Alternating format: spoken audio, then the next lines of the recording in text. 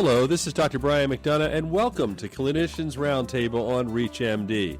I'm with Dr. Robert Monteleone today. Dr. Monteleone is not only a faculty member at the St. Francis Family Practice Residency Program, but he also runs his own independent practice. So he has a lot of experience in many areas in medicine. But today, I want to talk about something which is unique to perhaps you in your own practice as well, and that is establishing an office EMR. The challenges, the things that you can do that might make it more effective, the battles that you face, the productivity issues, all those things are things that many of us are facing now in our own offices. So first of all, Bob, welcome to the program. Thank you.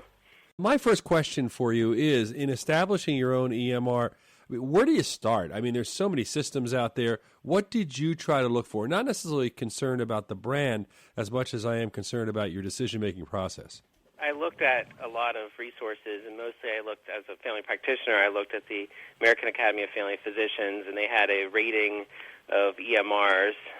There's several organizations that also rate EMRs. There was an organization called KLAS that I looked at, and they give evaluations for electronic records.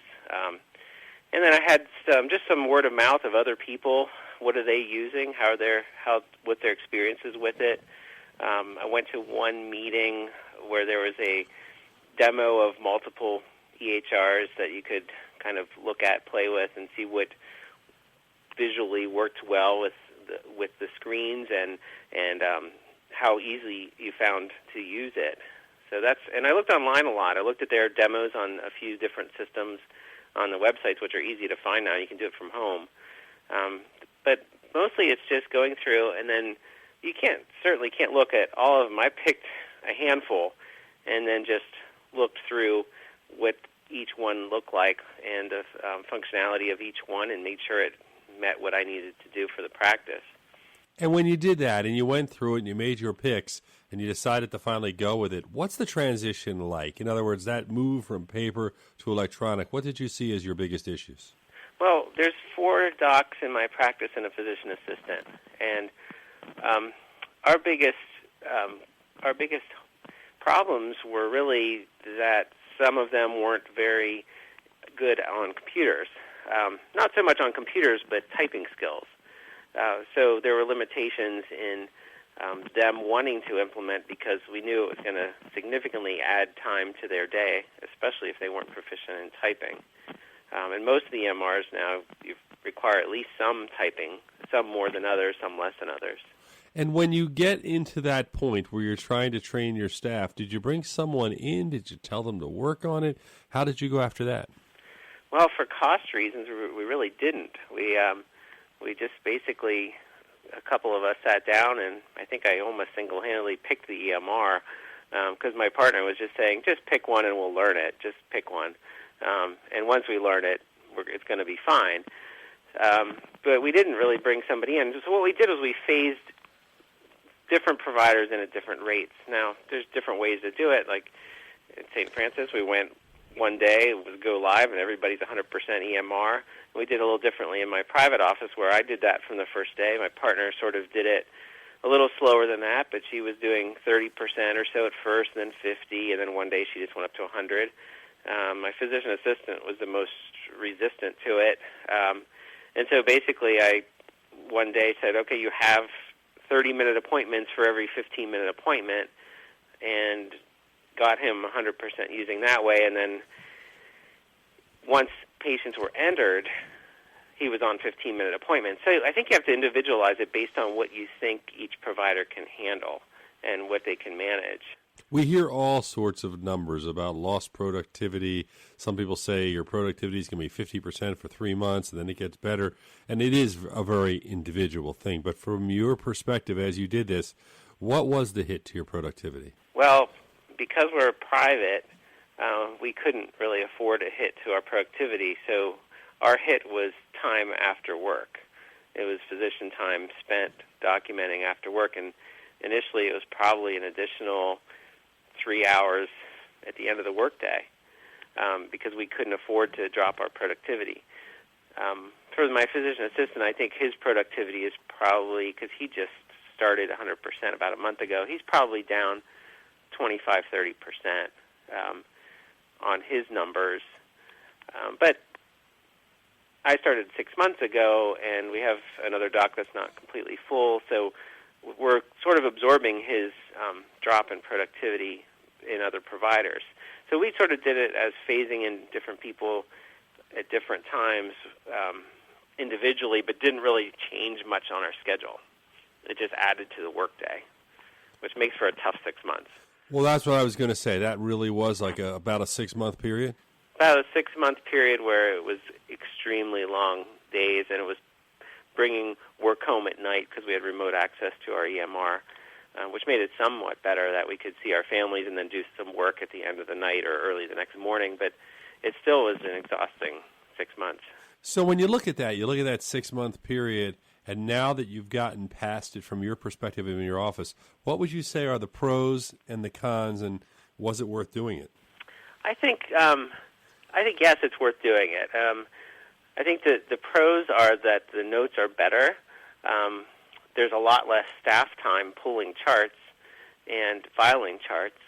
There's a lot easier access to information for even referrals, for sending notes, letters to surgeons, pre-op assessments. Everything is just much smoother than it was before.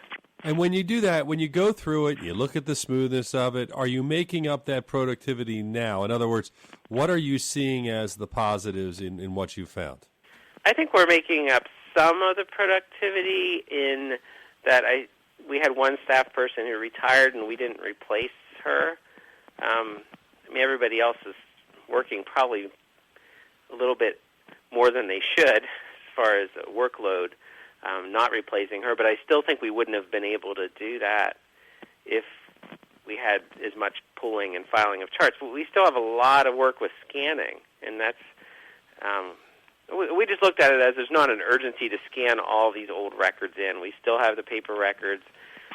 We're trying to do it as we can, but there's different ways to approach scanning, but scanning doesn't really get you anywhere for meaningful use. It's what you did from the day you started forward for the 90-day period. So nobody says anything about scanning and meaningful use. So we just sort of put that on the back end and said, when we get to it, we'll get to it.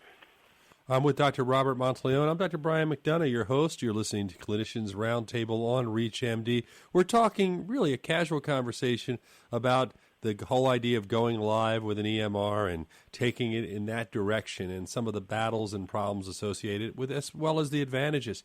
What about reaching in and connecting with your hospital? Are hospitals able to match that yet? From your perspective, have you had any success? What are you getting as a bonus about your inpatients from this? Well, in my practice, we don't currently do inpatient work, but we do a lot of business with the hospital in that most of our patients go there for labs, x-rays, and other services. Unfortunately, there's not an interface with the hospital. Some states like Delaware have the Delaware Health Information Network where most of the hospitals participate in it, but in Maryland it's not quite as organized yet. So we've asked the hospital if they have any interest in writing an interface, and we haven't really gotten anywhere with that.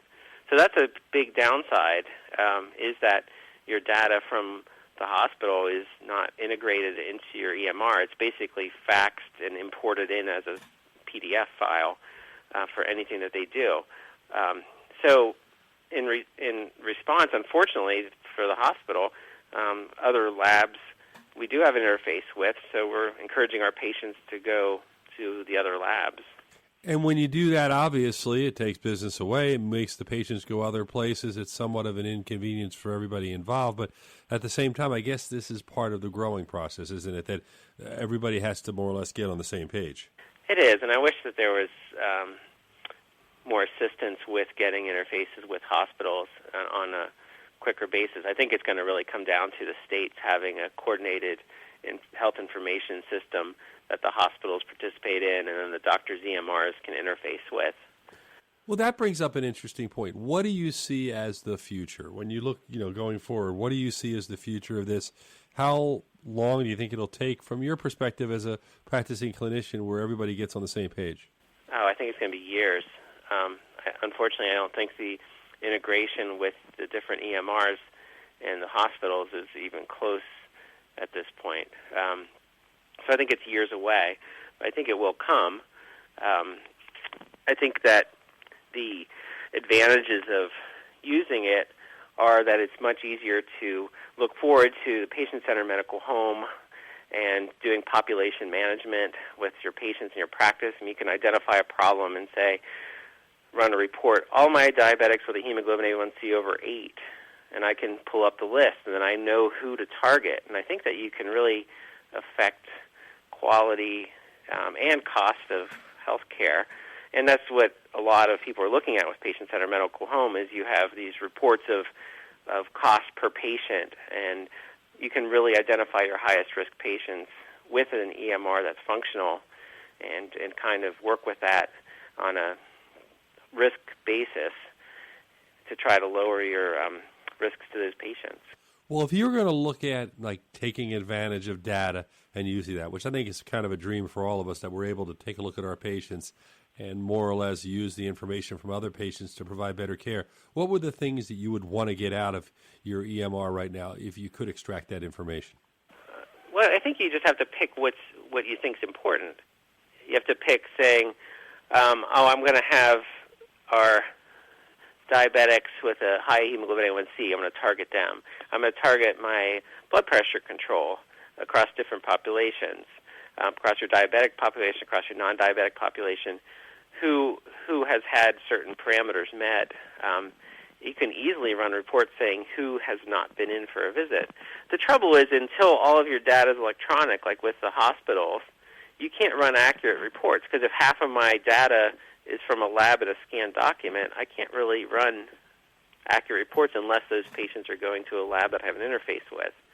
So there's all these barriers that you see coming up, but hopefully we'll get there so that we can effectively run these reports and use these reports to manage populations. When you're looking at the present and at the future, and what have you seen as the pros and the cons of the entire EMR process as you've looked at it? I think the pros are that it starts to make you think instead of just the patient right in front of you, it starts to make you think of bigger systems, processes, and thinking strategically for your practice of how I can manage populations. So I think population management is the difference. It starts to make you think in that direction. And I think that's a big advantage because you can make bigger impacts when you make system improvements in processes. I think the downsides are the time. I mean, still I'm probably adding an hour and a half to my day compared to the paper system. And that's one of the things I've heard a lot of people say when I talk to them, the time concerns. Also, is there any value for being able to access it from home? What have you seen as the advantage or disadvantage? I mean, I've heard some people say it's great, but it also makes you work more from home, almost like you feel you're never done and you always have that challenge. That's true. That I think it's still overall an advantage to be able to work from home because if my kids have an event that I want to make it to, I can easily run out of the office, and all I need is my laptop to carry with me, and I can finish messages, I can finish charts, I can finish anything I need to at a later time. So I think that's an advantage, but there is this constant access, so you can always do work. So you do have to sometimes learn to balance and say, okay, I'm going to work for a set amount of time, and then the rest of the weekend I can't, because I could sit on a weekend and work the entire weekend and get nothing else accomplished with my family, which isn't fair to them. And obviously, that's one of the challenges we're all going to face as time goes on. Dr. Robert Monteleone, I want to thank you for joining us on ReachMD. It's been very interesting, and I think it also gives a little perspective as you're out there in the trenches, learning what you can and doing what you can, and you're facing what many of the physicians listening are as well. Thank you, Brian. I'm Dr. Brian McDonough for Clinicians Roundtable. Until next time, take care.